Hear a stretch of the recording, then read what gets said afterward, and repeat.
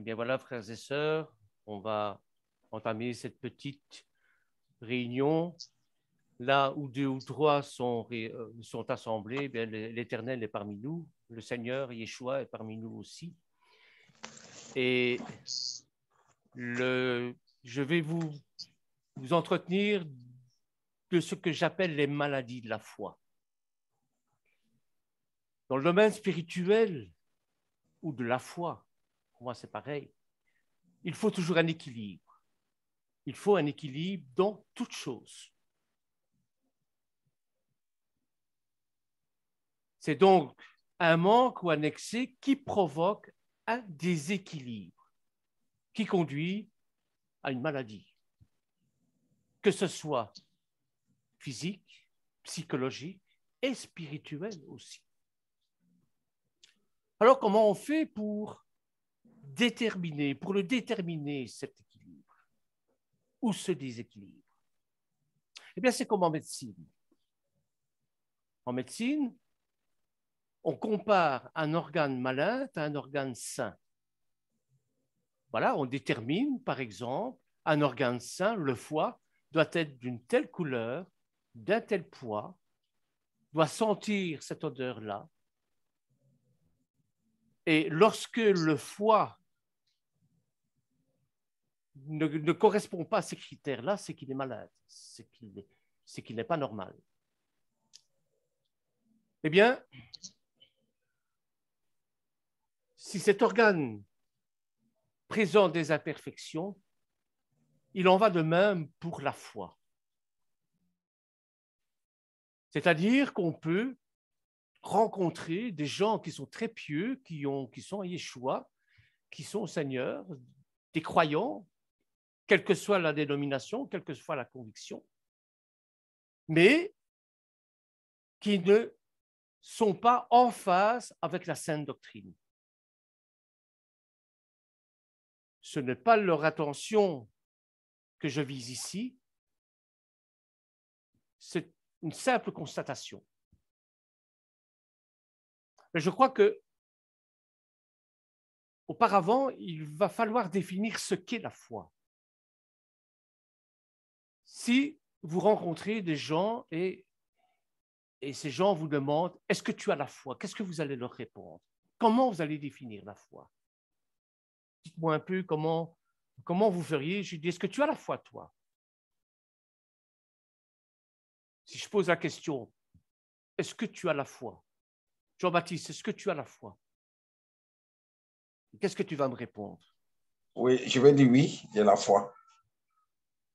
Oui? Oui. Et c'est quoi la foi? Pour toi, c'est quoi la foi? Pour moi, la foi, c'est mettre ta confiance en quelque chose. C'est-à-dire, ça peut être une divinité, ça peut être à une personne. Voilà, c'est ça, je peux dire la foi. Que tu attends de la personne ou bien tu attends que la personne ou bien la divinité est pour ton secours. Tout vient de lui, tout vient de cette divinité. Donc, tu places ta confiance sur cette divinité ou bien cette personnalité. Voilà comment je peux dire la foi. Et toi, Rosario, comment tu définirais la foi? Ben, la foi, c'est quand on a vu en Yeshua que tout ce qu'on raconte sur Yeshua, par exemple, sans que nous, on le sait, on y croit. C'est ça la foi. Hein? Je veux dire, c'est merveilleux parce que justement, en sachant tout ce qu'il a fait et qu'est-ce qu'il a fait, qu'il est mort pour nous, justement, qu'il a donné sa vie pour nous, et que nous croyons que vraiment il est mort pour nous. Et c'est ça qui est magnifique, parce que bon, même que on n'a pas vu, mais on le sait. C'est ça la foi profonde, je veux dire. Hein, ce que je peux ajouter selon les Écritures, la Bible, l'U2 nous dit ici que or, la foi est une ferme assurance des choses qu'on espère, une démonstration de celles qu'on ne voit pas. Amen. Voilà, donc en un mot, voilà la définition de la foi que la Bible donne. Dans la Bible.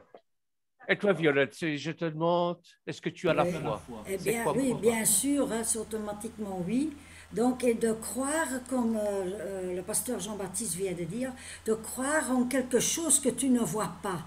Et aussi par l'amour que tu reçois. Ça, je trouve aussi très important dans la foi. Oui, bien sûr. Donc, et de pouvoir aussi communiquer cette foi que tu as en Dieu, pour moi c'est en Dieu, en Yeshua, et de communiquer et de le dire à d'autres personnes, aussi d'une manière avec un grand amour. Donc, parce que Yeshua, il travaille aussi avec nous par son Ruach HaKodesh. Et ça, Amen. je trouve aussi très, très, très nécessaire. Voilà, Amen, c'est en amen, plus. amen. Hein. Peut-être qu'il y a encore plus, mais c'est ça qui vient dans mon esprit d'un seul coup. Et toi, Andy, si je te demande, est-ce que tu as la foi? Moi, je te dis oui, j'ai la foi. Même si on ne voit pas le Seigneur, si on ne l'entend pas, on sait qu'il est toujours présent dans notre vie et qu'il nous aide et qu'on peut toujours compter sur lui.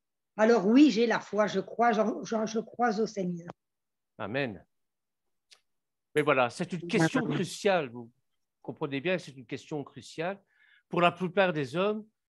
Hein, et cette question est au centre de beaucoup de débats, évidemment, et génère beaucoup d'erreurs de raisonnement dans la plupart des discours de ceux qui n'ont pas la foi. Parce que ceux qui n'ont pas la foi, qui vous demandent, ben, explique-moi un peu ta foi, c'est quoi ta foi? Bien écoutez, le but est de donner une définition de la foi afin que ceux qui ont la foi et que ceux qui ne l'ont pas puissent trouver une représentation commune leur permettant de communiquer entre eux dans le respect des différences de chacun.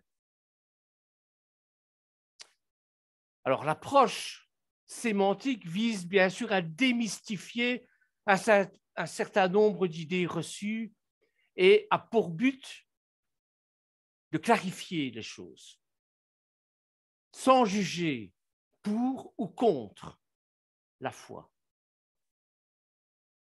Je veux dire par là qu'on va essayer de démystifier, on va essayer parce que le mythe, c'est quelque chose de mystérieux. D'ailleurs, mythe et mystérieux, mystère, c'est la même racine. On va essayer de démystifier ça, puisque nous vivons de cette foi. Alors, on va essayer par la logique et on va laisser les portes ouvertes, bien sûr, comme je l'ai fait au départ, de vous demander comment vous vivez votre foi, ce qu'est la foi et ainsi de suite. Alors moi, je vais proposer la définition suivante. C'est une définition personnelle. La foi, c'est d'abord un sentiment personnel. Vous allez me dire, attends, la foi est un sentiment. Je vais expliquer après. Hein. Chaque détail, je vais... Donc la foi est un sentiment personnel, intransmissible. Je l'ai, mes enfants ne l'ont pas. Je ne sais pas leur communiquer. Ils l'ont ou ne l'ont pas. Qui donne la certitude de la présence de Dieu en tant que puissance suprême, ordonnant les choses et les êtres. Voilà, pour moi, c'est ça la foi. Qu'est-ce que ça veut dire? Qu'est-ce que je veux dire par là? Eh bien, chaque terme, je les ai pesés et je vais un petit peu les commenter si vous voulez bien. Si je vais trop vite, si ce n'est pas clair, dites-le. Oui, s'il te plaît, Bernard, pas trop vite, parce que je dois noter. Hein. Merci. D'accord. Donc, la foi est d'abord un sentiment. La foi est un sentiment. Ça signifie que la foi n'est pas le fruit d'une activité intellectuelle ou encore de la raison. Ça veut dire quoi? Ça veut dire que je peux être un éminent savant. Ce n'est pas pour ça que j'aurai la foi. L'intelligence n'a rien à voir dans tout ça. La raison, qui est la logique, n'a rien à voir là-dedans non plus. Il y a des choses qui paraissent illogiques que nous faisons parce que nous avons la foi.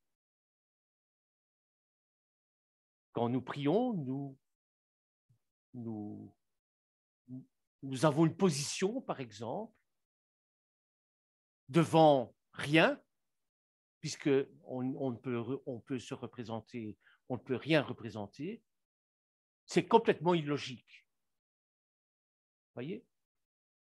Donc, la foi, ce n'est pas un choix raisonné, basé sur un argumentaire, on dit. Je vais vous prendre un exemple. J'ai peur de la mort. Qui n'a pas peur de la mort? Or, la religion monothéiste X donne un espoir après la mort. Donc, je décide de croire pour me rassurer. Mes frères, mes sœurs, ce n'est pas la foi. C'est un raisonnement intellectuel. Ce n'est qu'un choix de croire. Un choix intellectuel. Je fais une démarche. J'ai peur de la mort, donc je fais en sorte de me rassurer parce que j'ai peur de la mort. Ça n'a rien à voir avec la foi. On va prendre une autre proposition. J'ai un problème. Tel groupement humain me propose une solution à mon problème. J'adhère au groupement et je résous ainsi mon problème.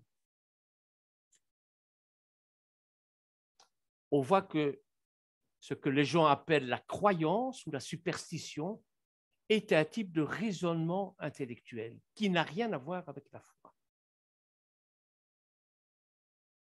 Je peux croire dans une multitude de choses, ce n'est pas la foi. La foi, c'est une révélation. C'est Dieu qui se révèle à moi. Je crois en lui, oui. Mais je peux croire en quelque chose sans avoir la foi pour autant. Le pire de tout, c'est la superstition.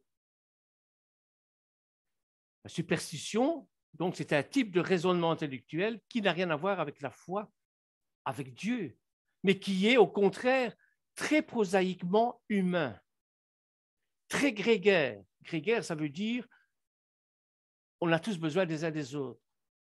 Très centré sur un intérêt personnel. Prends un petit exemple.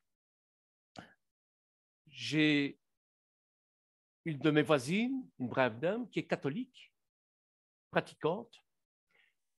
Le jour de vendredi saint, on ne mange pas de viande chez les catholiques.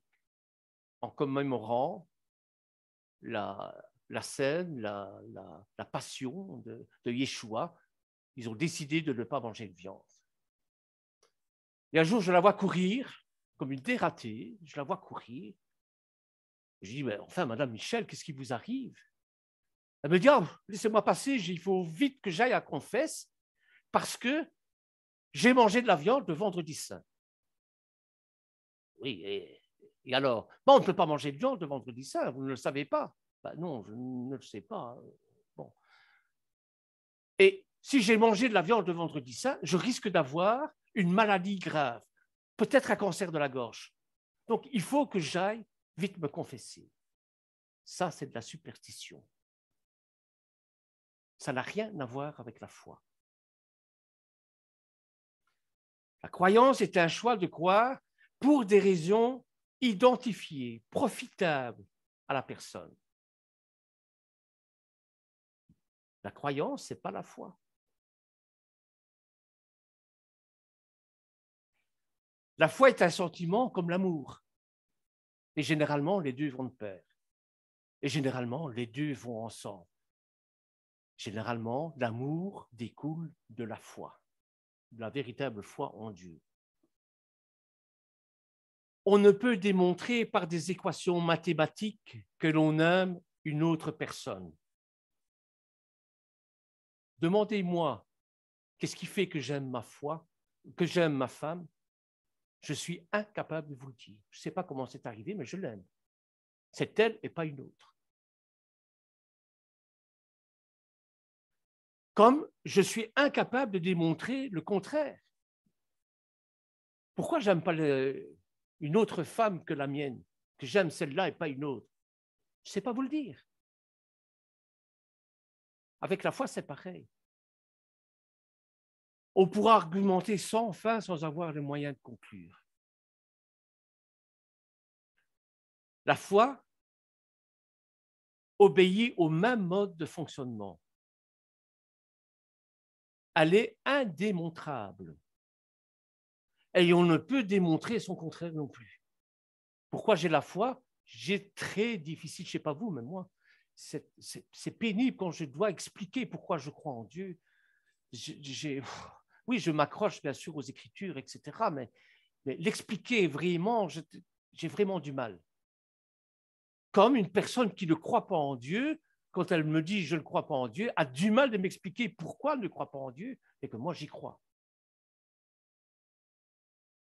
Vous voyez, cette volonté de démonstration n'a d'ailleurs aucun sens. Une personne a la foi ou elle ne l'a pas. Nous devons être témoins de notre foi. Nous devons être témoins de ce que Yeshua a fait dans notre vie. Nous devons apporter ce témoignage. Mais ce n'est pas pour ça qu'on va convertir les gens. Hein. C'est l'Esprit Saint qui convertit les gens. Vous voyez?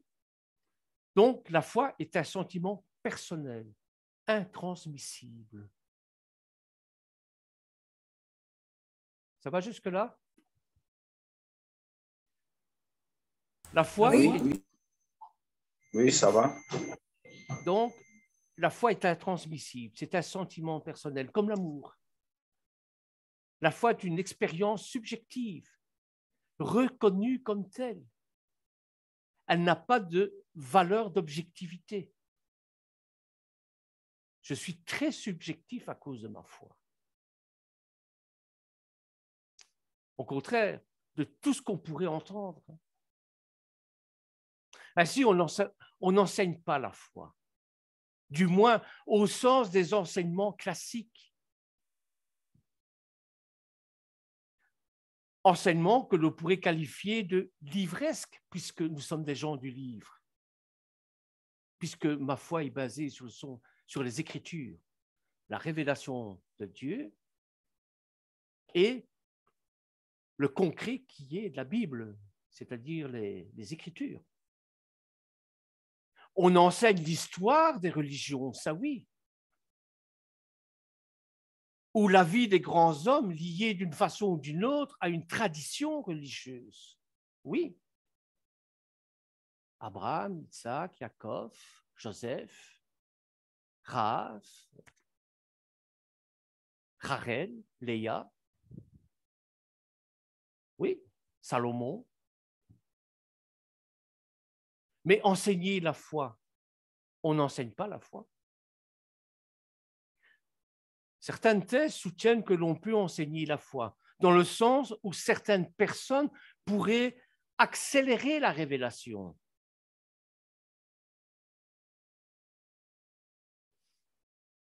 Chez certains êtres au moyen de certaines techniques ésotériques. Mais ça, on va laisser ça en suspens parce que moi, je n'y crois pas. Parce que certaines techniques ésotériques, pour moi, c'est de la magie et on ne peut pas mettre sa foi dans la magie. C'est impossible.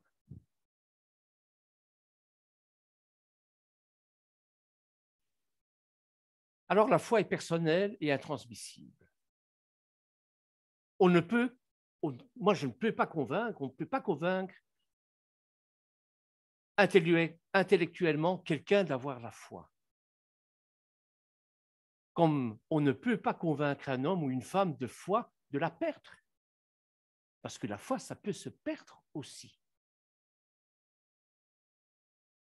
Ça explique que le prosélytisme naturel ne puisse être que sensibilisation à une religion.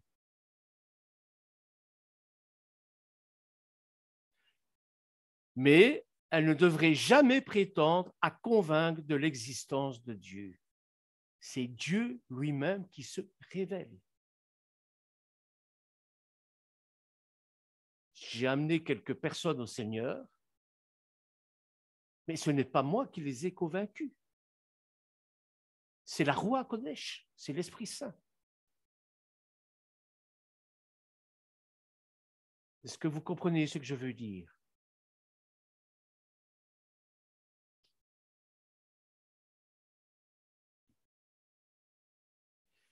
Ce qui est absurde, logiquement, si on veut convaincre de l'existence de Dieu une personne qui n'a pas la foi, Dieu qu'elle se présente. Elle accepte l'argumentaire, c'est un argumentaire intellectuel à ce moment-là. Et donc, on croit intellectuellement à Dieu, en Dieu. Or, frères et sœurs, vous savez comme moi que la foi, ce n'est pas un acte intellectuel. Il y a des gens simples qui n'ont pas fait d'études et qui vivent leur foi d'une manière exemplaire, bien mieux que les grands prédicateurs, les grands rabbins, les grands prêcheurs, des grands pasteurs.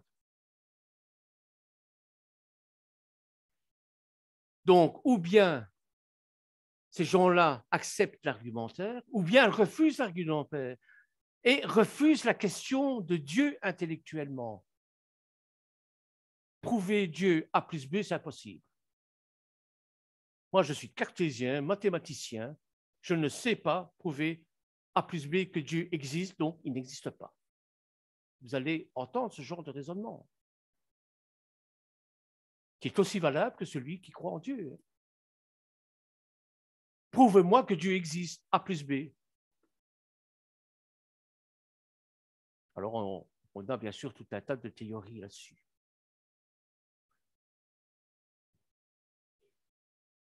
La foi est un sentiment qui ne peut être théoriquement rendre quelqu'un autre, étranger, ni à aucun système de représentation. On ne sait pas la représenter, la foi. Ça ne signifie pas que les religions sont obligatoirement aliénantes, comme on dit, c'est-à-dire qu'elles vous privent de communiquer avec vos frères et sœurs. Parce qu'elles possèdent un système de représentation de la spiritualité. Ça signifie qu'il doit y avoir compatibilité symbolique du système de représentation religieuse et de la foi individuelle. Le langage religieux, s'il est inadapté pour convaincre de la foi, parle à ceux qui ont la foi sur un plan symbolique, affectif, spirituel, mais pas littéral. Pourquoi est-ce que nous sommes ensemble en train de parler de Dieu, en train de parler de Yeshua, en train de parler de la foi? C'est parce que symboliquement, affectivement et spirituellement, nous sommes sur la même longueur d'onde. On parle le même langage. J'ai beau parler le langage de la foi avec mon épouse qui n'est pas au Seigneur, c'est deux mondes différents.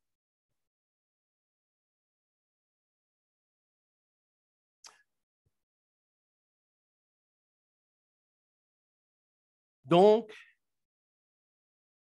toute adoration de représentation religieuse n'est pas la foi, comme l'indiquent les trois monothéismes, en parlant de l'adoration des idoles, par exemple.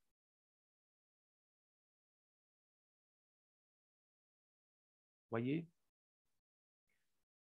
La foi donne la certitude de la présence de Dieu en tant que puissance suprême, ordonnant les choses et les êtres. On ne va pas juger de ce sentiment, mais on va l'exposer comme ceux qui ont la foi la décrivent. Pour nous, il n'y a que Dieu qui a ordonné Les choses, c'est les êtres. On parle du grand architecte, on parle du plan divin. Quand on regarde la création avec un œil scientifique, on peut y voir une architecture incroyable. On peut s'extasier devant ça. Donc la foi donne la certitude d'un certain ordre cohérent des choses. Vous bougez la lune et l'équilibre terrestre va en être modifié.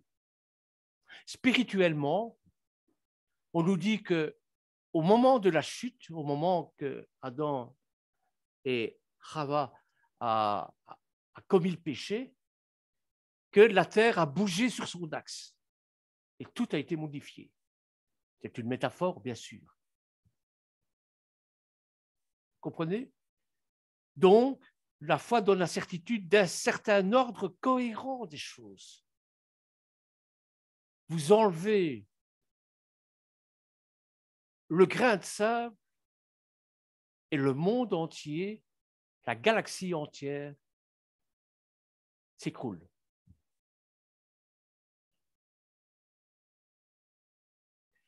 La foi donne la certitude d'une absence de hasard, d'une complétude, d'une absence de hasard.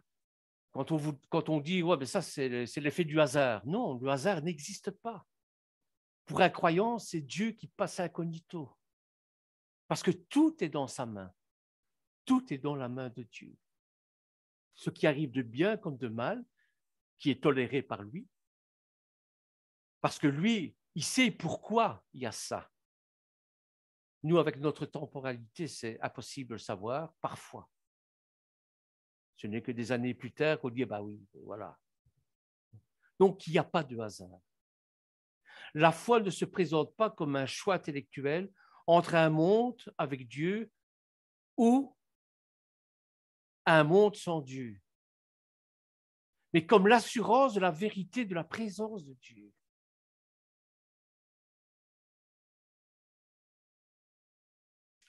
Pour un homme ou une femme de foi, il est absurde de parler de croire en Dieu.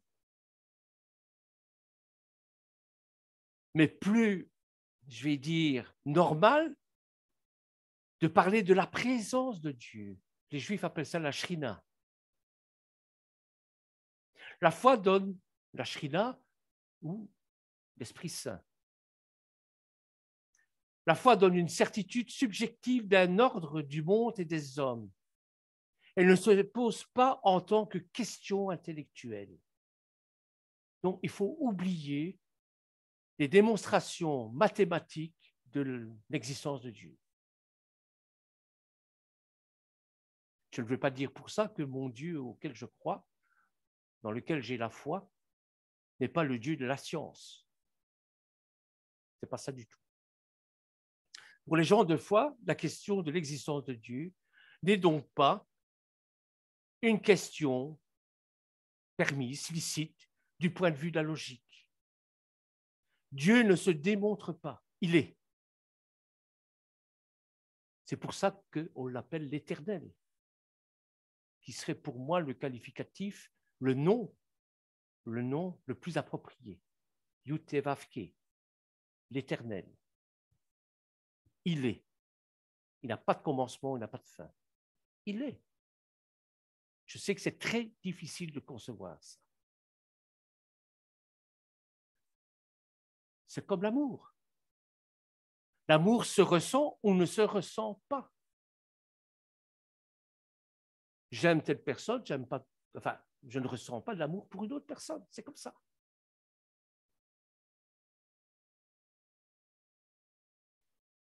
D'où le fait que poser la question de l'existence de Dieu soit vu par les personnes qui ont la foi comme un signe d'une absence de foi et d'une approche purement intellectuelle de Dieu. Se poser la question de l'existence de Dieu, est-ce que Dieu existe ou non? Eh bien, c'est déjà poser une question intellectuelle. Il va falloir démontrer ça, prouver par A plus B que Dieu existe. Or, une personne de foi n'a pas besoin de ça. Alors, on arrive bien sûr à une question très, très pertinente. Qu'est-ce que Dieu alors? C'est quoi Dieu, l'Éternel? C'est quoi cette chose qu'on ne voit pas, qu'on n'entend pas, qu'on ressent au plus profond de soi? Bien, ceux qui ont la foi comme nous ne peuvent répondre à cette question que par des paraboles ou des citations. Répondre à cette question est déjà une erreur logique dans la mesure où il s'agit de représenter ce qui n'est pas représentable. De tenter de mettre de mots sur un être qui n'est accessible qu'à travers un sentiment. C'est pour ça qu'il est interdit pour les Juifs de prononcer le nom. Le mot Dieu, Yahvé, Allah, n'importe, font face au même dilemme, nommer ce qui ne peut être nommé. On ne peut pas le nommer. Il existe, mais on ne sait pas le nommer. Alors on invente des noms, évidemment. Il faut bien parler de quelque chose. Et là, je crois qu'on est tous d'accord. Hein? Qu'est-ce que vous en pensez?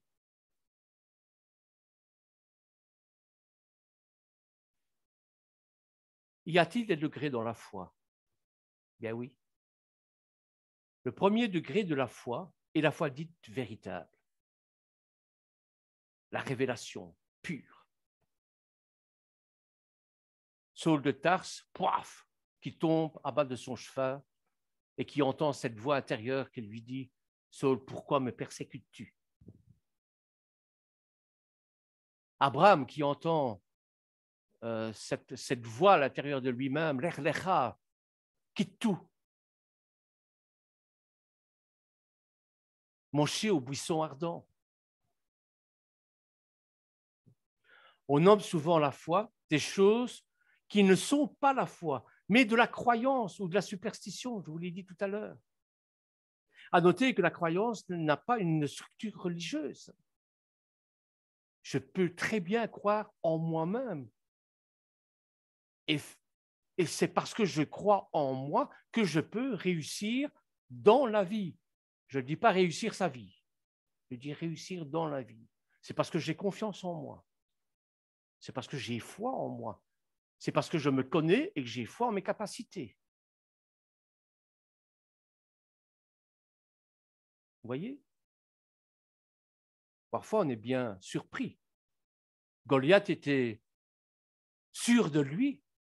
Il avait foi en lui. C'était un géant. Personne ne pouvait le battre. Or, c'est un petit berger, un minable gamin, hein, avec une petite pierre qui lui fracasse le crâne. Vous voyez? À noter que la croyance n'a pas une structure religieuse. Mais c'est un trait de l'homme. La croyance au sens athée du terme, parce qu'il y a des gens qui sont athées, c'est-à-dire qui sont sans Dieu, est souvent vue comme de l'idolâtrie au sens monothéiste.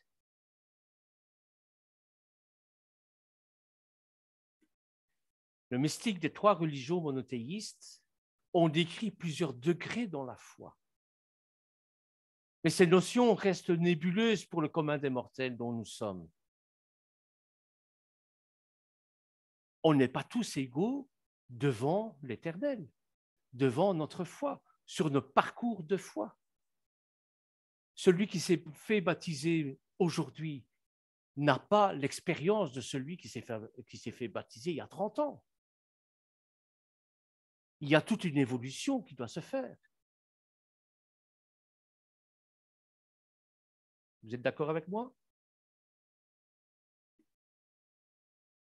Oui, oui. Oui. Pourquoi on n'explique jamais la foi? Ou qu'on a tant de mal à expliquer ce qu'on ressent, la foi? Eh bien, on va proposer deux types d'explications. Les athées ne prennent pas au sérieux les religions et préfèrent les confondre avec des croyances, des superstitions, des dérives, de prétextes religieux. Les institutions religieuses ne veulent pas faire part des choses entre foi et croyance, mélange ces deux généralement, pour ne pas limiter le nombre de fidèles. D'autre part, le vocabulaire lui-même reste ambigu. Donc, c'est pour ça qu'il est très difficile d'expliquer la foi. Seuls les mystiques des trois religions monothéistes, ici je parle des trois religions monothéistes, hein, parce que bon, nous avons la même racine qui est le judaïsme évidemment, eh bien disent la même chose, souvent dans un symbolisme différent. Mais quand on prend le sens de l'explication de leur foi, c'est exactement la même. On croit en un seul Dieu, le Père Tout-Puissant, Créateur du ciel et de la terre, de l'univers visible et invisible. Ça, c'est propre aux trois monothéistes, judaïsme, islam, christianisme.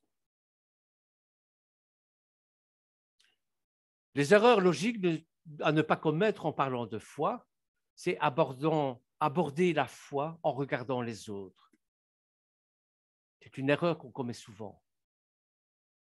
Les autres personnes, celles qui disent avoir la foi, peuvent avoir la foi ou penser avoir la foi.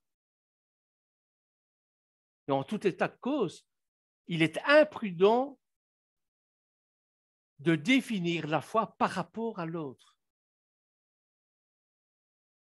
Moi, j'ai la foi, toi, tu ne l'as pas. C'est de la croyance. Oh, très dangereuse.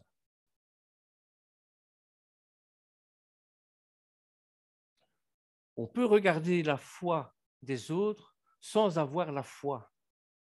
J'ai des amis qui sont athées, qui me respectent et qui regardent ma foi, mais pourtant eux, ils ne l'ont pas.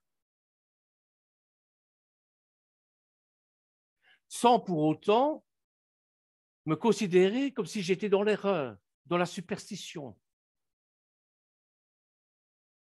On peut regarder la foi des autres en ayant soi-même la foi, mais en considérant que les autres se trompent dans leur foi. C'est le cas des trois religions monothéistes. L'islam se trompe. Le judaïsme n'est pas avec le Seigneur, il se trompe. Moi, je suis dans la vérité. On peut regarder la foi des autres en ayant soi-même la foi, mais en considérant que les autres se trompent dans leur foi. Et on voit ça à travers des luttes des dogmes. Hein. Dans les mêmes confessions, il y a des dogmes différents. Le dogme de la Trinité, pour ou contre. C'est la bouteille d'encre, évidemment. Il ne faut pas s'attarder à ça, il ne faut pas s'attarder à discutailler là-dessus.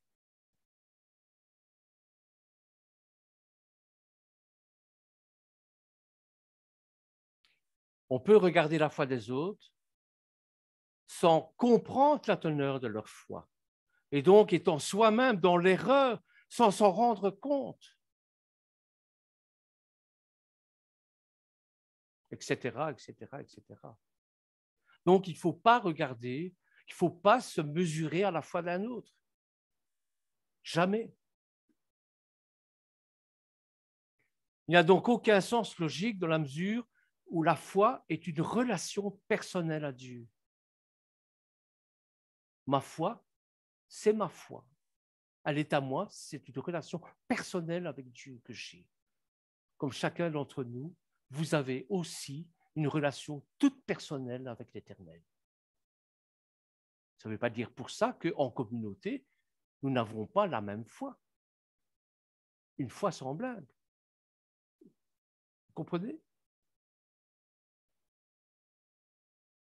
La foi doit être entrevue dans la relation personnelle que l'individu possède avec Dieu. Le reste, frères et sœurs, le reste, ce n'est que des discours vides de sens. Il est difficile d'avoir un avis sur la foi d'une personne lorsqu'on a la foi. Et a fortiori, cela n'a pas de sens d'avoir un avis sur la foi d'une personne lorsqu'on n'a pas la foi. Si quelqu'un n'a pas la foi, qu'est-ce qu'il a besoin de juger ma foi? Est-ce que tu as la foi? Oui. Est-ce que tu as la foi? Non. Stop, on arrête là. Ça ne sert à rien. Vous n'allez convertir personne, ni l'athée, ni le croyant. Ils vont se retrancher sur leur position et ça va mener à une bagarre idéologique, dogmatique, tout ce que vous voulez.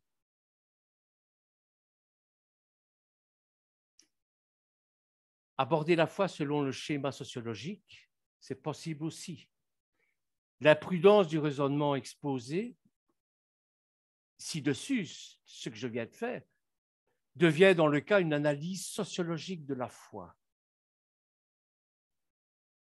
La foi étant associée à l'individu, envisager la foi par rapport à un groupe et à ses pratiques est un non-sens logique.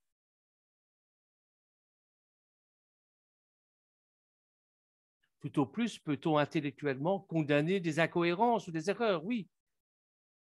Analyser le dogme, sans pour autant pouvoir logiquement conclure sur la manière dont chaque individu possède ou non une relation personnelle à Dieu, au travers ou non de dogmes concernés. Je n'embrasse pas certains dogmes, d'autres le font. Mais jamais de la vie, je le dirais, puisque tu as ce dogme-là, tu n'as pas la foi. Jamais de la vie. J'évite même de discuter. C'est peut-être l'âge de ma part, hein? Je ne sais pas ce que vous en pensez, mais...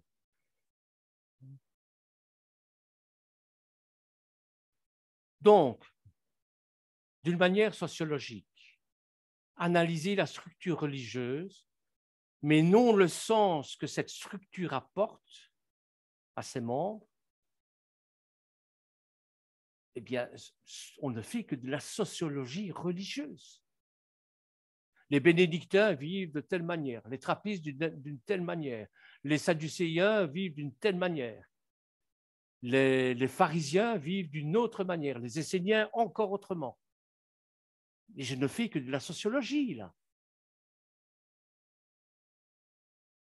C'est comme si je disais, voilà, les Wallons vivent comme ça, les Flamands comme ça. Mais nous sommes des Belges. Vous voyez? C'est ça.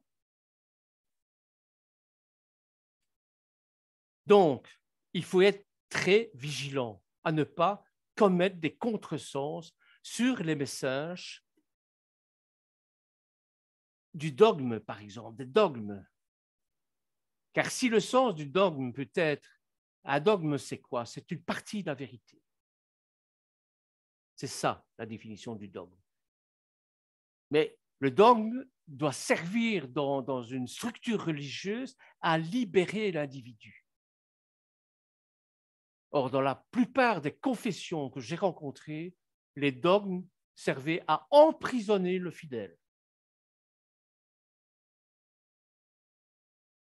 Et ça, c'est grave.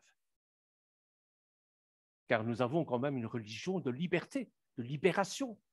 Avec Yeshua, avec Moshe, bon, on ne parle que de se libérer. Si le sens du dogme peut ne pas être compris par des personnes ayant la foi, a fortiori, le plus souvent incompris par des personnes qui n'ont pas la foi. Comment voulez-vous que celui qui a la foi, qui ne comprend pas le dogme d'une confession, donc s'il ne le comprend pas, il ne va pas y adhérer, bien sûr. Je vais prendre un exemple, la Trinité. Bon, je ne comprends pas le dogme de la Trinité, donc je ne vais pas y adhérer. Comment voulez-vous que celui qui n'a pas la foi comprenne le dogme de la Trinité? C'est impossible.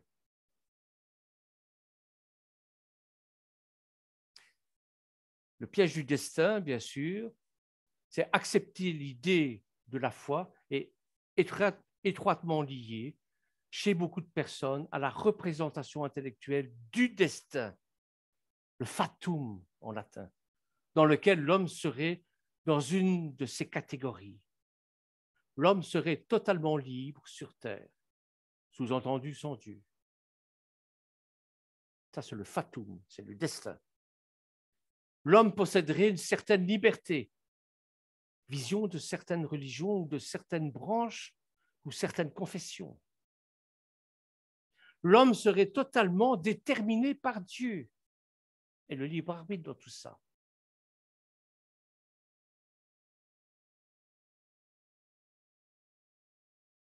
Le piège manifeste d'une telle question réside dans le fait que le mot destin, fatum, qui vient de fatum en latin, existe, mais que pour mettre un sens derrière ce mot, il faut probablement avoir la foi. Sans la foi, la dissertation autour du destin n'est faite que de conjectures intellectuelles. De nouveau, on revient à l'intellectuel. On ne peut pas intellectualiser la foi, c'est impossible.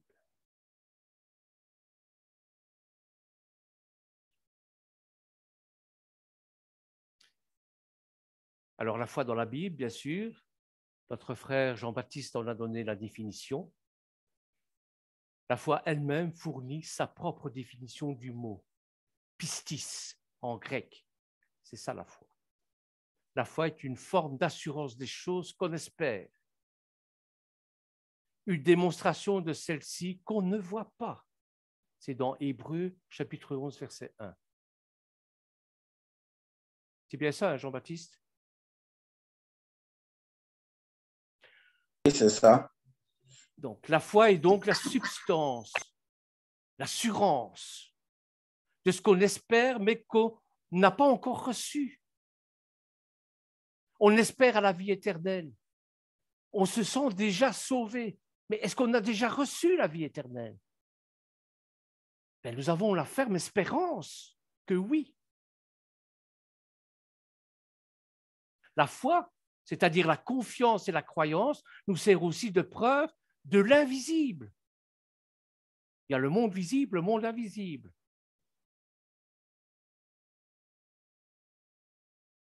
Le monde d'en haut, le monde d'en bas. Le monde invisible, c'est ce qu'on ne voit pas, de ce qui est spirituel. La foi est présente avant qu'une prière soit exaucée ou avant qu'on ait reçu ce que l'on a demandé à Dieu. Quand on demande quelque chose au Seigneur, la foi, c'est de savoir que notre prière va être exaucée. Et ça, c'est dans les évangiles. Hein. Demandez en mon nom au Père ce que vous avez besoin, il vous le donnera. Et c'est ça l'espérance. Aucune foi n'est requise quand on a déjà reçu ce qu'on a demandé.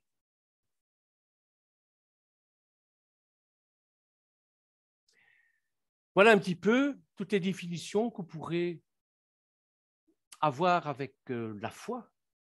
Hein, je regarde l'heure, ça va, je ne suis pas trop long? Non, non, ça va, Bernard. Ça va. Voilà, mais j'ai une question, si vous me permettez. Oui, bien sûr. Je crois que vous avez répondu à cette question-là, c'est l'existence qu'on donne à Dieu, à Elohim. Parfois, les athées ont cette question-là, est-ce que Dieu existe? Oui. Bon, une année, il y a un athée qui m'a posé la question, il m'a dit, mais pasteur, est-ce que Dieu existe? Que Dieu n'existait pas. Voilà, c'est ce qu'il m'a posé. Il m'a dit, Dieu n'existait pas. J'ai dit, mais vraiment, tu as raison, Dieu n'existait pas. Mais il est le créateur de tout ce qui existe. Parce que ce qui existe, si on veut rentrer dans le thème normal, ce qui existe peut ne pas exister demain. Mais lui, il est éternel. Comme vous avez dit ça dans votre intervention, vous avez parlé de ça, que Dieu est, il est. Il n'est pas le commencement ni fin. C'est lui qui a fait toutes choses. Il était avant toutes choses. Donc, Dieu est. Voilà un peu ce que je voudrais ajouter sur ce que je viens de dire. Dieu est. Les athées ont toujours cette pensée-là. Dieu n'existait pas. C'est des imaginations des hommes, inventions des hommes.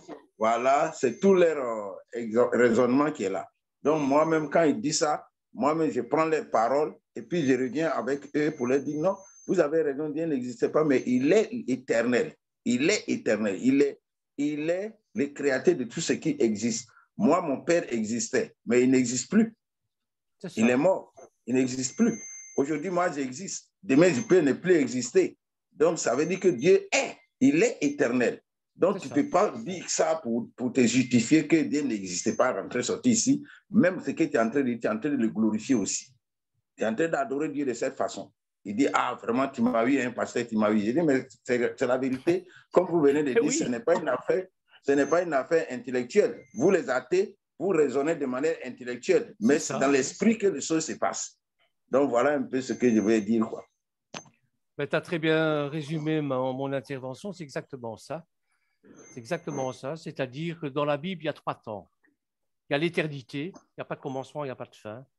Dieu est, c'est tout. Il y a la temporalité dans laquelle nous vivons, il y a un commencement et une fin.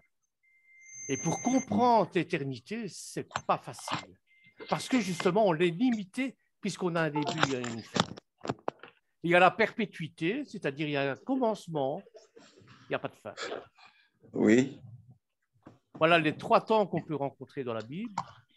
Et quand on vient de définir ce qu'est la foi, ou ce qu'est la foi en Dieu, c'est-à-dire cette foi qui est à la fois la croyance et la confiance que l'on met dans quelque chose qu'on ne voit pas, qu'on ne distingue pas, qu'on n'entend pas, qu'on entend, mais d'une manière, quand je dis Dieu m'a parlé, ce qui m'a parlé, est-ce que je l'ai entendu? Non, je ne l'ai pas entendu de mes oreilles, je l'ai entendu dans mon être, dans mon intérieur.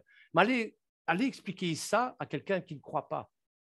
Il va dire, il est fou celui-là. Vous voyez, c'est ça la difficulté. Et maintenant, puisqu'on a défini ce qu'était la foi, ce sentiment personnel que nous avons, qu'on peut comparer à l'amour, eh bien maintenant, on va voir que chez les croyants, il y a ce que j'appelle les maladies de cette foi. Et c'est tous les termes qui se terminent par isme. Fanatisme, par exemple. On va prendre le premier, c'est le fanatisme. Il y en a d'autres. Hein. Fanatisme, le littéralisme, le dogmatisme. Bon, tous ces termes qui se terminent par isme. Le fanatisme, c'est la maladie de la foi qui est confrontée à un jugement, à une attitude personnelle. Qu'est-ce que je veux dire? Qu'est-ce que c'est de ça? C'est quoi le fanatisme? C'est établir une vérité vraie. La vérité est vraie, conforme à la réalité, ou fausse, peu importe, ça n'a pas d'importance qu'elle soit vraie ou fausse. Qu'on essaie à imposer aux hommes et à l'humanité par la violence physique ou morale. Et tous les hommes qui s'y proposeraient seraient mis en dehors de la société. Je suis croyant à Yeshua. Tu ne crois pas à Yeshua. Dehors. Est-ce que tu crois à Yeshua? Non. Et je commence les brimades. On a vu ça avec Daesh. Daesh qui a essayé de faire renier la foi des chrétiens et qui ont décapité je ne sais pas combien de personnes. Ça, c'est du terrorisme. Le terrorisme qu'on a vécu ici à Bruxelles lorsqu'on a fait péter l'aéroport, le Bataclan, tout ça, c'est du terrorisme. C'est-à-dire, c'est une maladie de la foi. Ces gens-là sont très religieux et veulent imposer par la violence ce qu'ils croient. On n'impose jamais rien par la violence. On croit par conviction, mais pas par la violence. On ne croit pas non plus par tradition, par conviction. Toujours. C'est un excès qui serait par rapport à quelque chose qui est au juste milieu. Je vous ai dit, les maladies, c'est soit un manque ou un excès. Un excès de foi. L'excès de foi, vous rencontrez ça dans la Bible avec Ava et Avihu. Leur foi les a littéralement mangés, brûlés de l'intérieur. Avoir trop de zèle, c'est pas bon. Ça nous tue.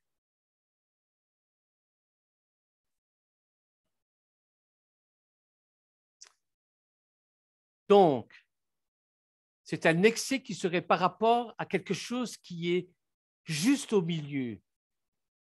C'est l'amour de la vérité absolue.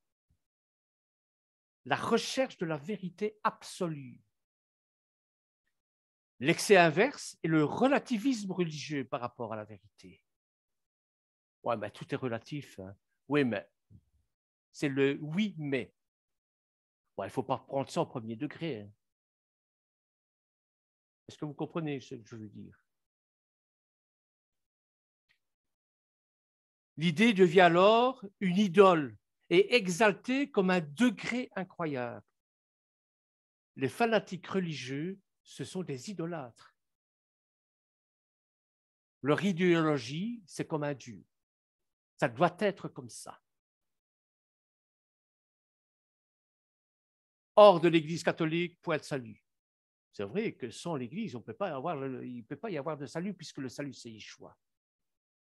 Mais hors de l'Église catholique, c'est-à-dire qu'il faut épouser tous les dogmes de l'Église catholique pour être sauvé? Non. Non. Et ça, c'est un fanatisme religieux. Le fanatisme est le moyen d'écraser toute personne qui se mettrait à penser différemment de nous. C'est ça le fanatisme.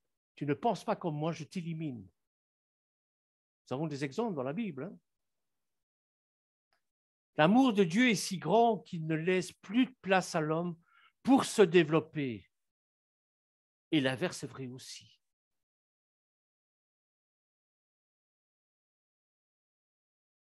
C'est ce qu'on appelle, chez les Juifs, le tzipsoum. La notion du tzipsoum juif, c'est quoi? C'est que l'Éternel, qui remplit tout l'espace, va se contracter en un point pour laisser l'homme se développer spirituellement. Si Dieu prend tout l'espace, il ne va pas se développer. L'homme ne va pas se développer. C'est ça,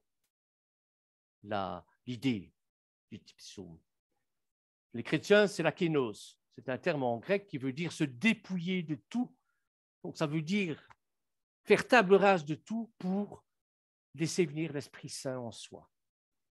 Et pour que nous puissions nous développer dans notre spiritualité, dans notre foi. Donc, l'autre sens est que tout est relatif, tout dépend du point de vue qu'on se place. Un Dieu en dehors de sa création et qui lui reste insensible. Il y a des dogmes comme ça. Dieu a tout créé, donc on croit en Dieu. Il est en dehors de la création. J'ai connu des frères dans la foi, des juifs, qui avaient cette idée-là.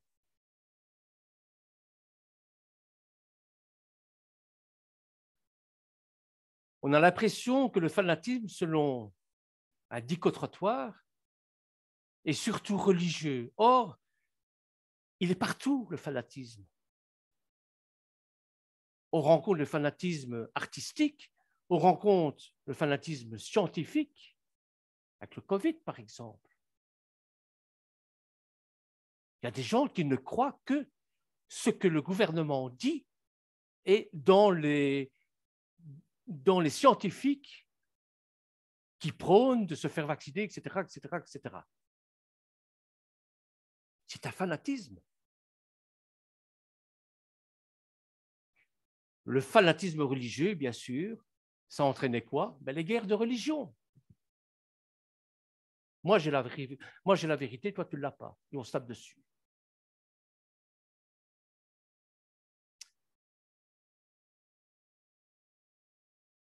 Le monothéisme contre le polythéisme. Je suis juif contre grec, juif contre romain, chrétien contre musulman, catho contre protestant, protestant contre les juifs messianiques, juifs contre les juifs messianiques, religion contre athéisme, les guerres politiques, le communisme contre le capitalisme. Vous voyez, tout ça, ce sont des fanatismes. J'ai la vérité, toi, tu ne l'as pas. Ce sont toutes les conversions de gré ou de force.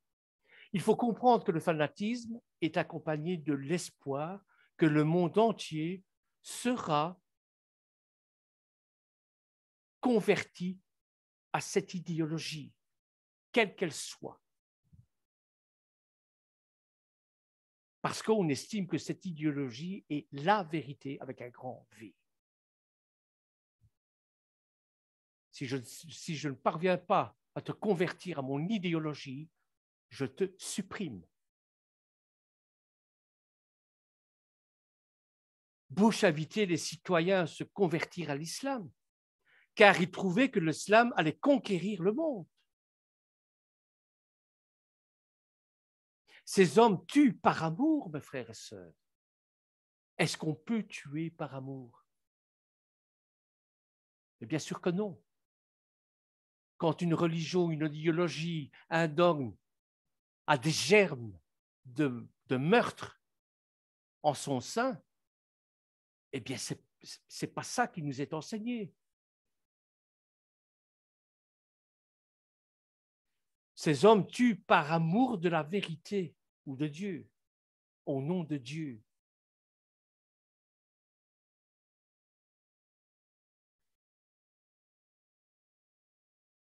Bon, il est 10 heures, je vais m'arrêter là. On n'en a vu qu'un, mais bon, c'est pareil pour tous les autres, pour toutes les autres maladies spirituelles, c'est-à-dire un excès ou un manque. C'est toujours un excès ou un manque de foi. Voilà, mes frères et sœurs, Erev Tov à tout le monde. J'espère que je n'ai pas été trop compliqué dans ce que je trouvais bon de vous parler aujourd'hui, de ces maladies de la foi, avec comme résumé ce que nous avons retenu de la foi, qui n'est pas une croyance, qui n'est pas de la superstition non plus. La foi, c'est une révélation que Dieu nous fait, c'est une grâce que Dieu nous fait, c'est un don gratuit.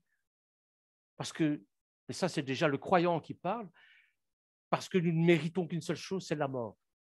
Et nous ne savons pas avoir la foi par le mérite. C'est une révélation, un don gratuit. Et quand nous avons reçu ce don, eh bien, parfois il arrive qu'on est trop zélé, il y a trop, ou on n'est pas assez zélé. Et parfois, il y a entre les deux, on est tiède. C'est pire encore que tout. On accepte tout à ce moment-là. Voilà ce que j'avais à vous dire. Soyez bénis en tout cas. Remettez votre âme entre les mains de l'Éternel pour le restant de la soirée. Et c'est lui qui vous protégera durant les terreurs nocturnes, si vous avez des terreurs nocturnes. Amen.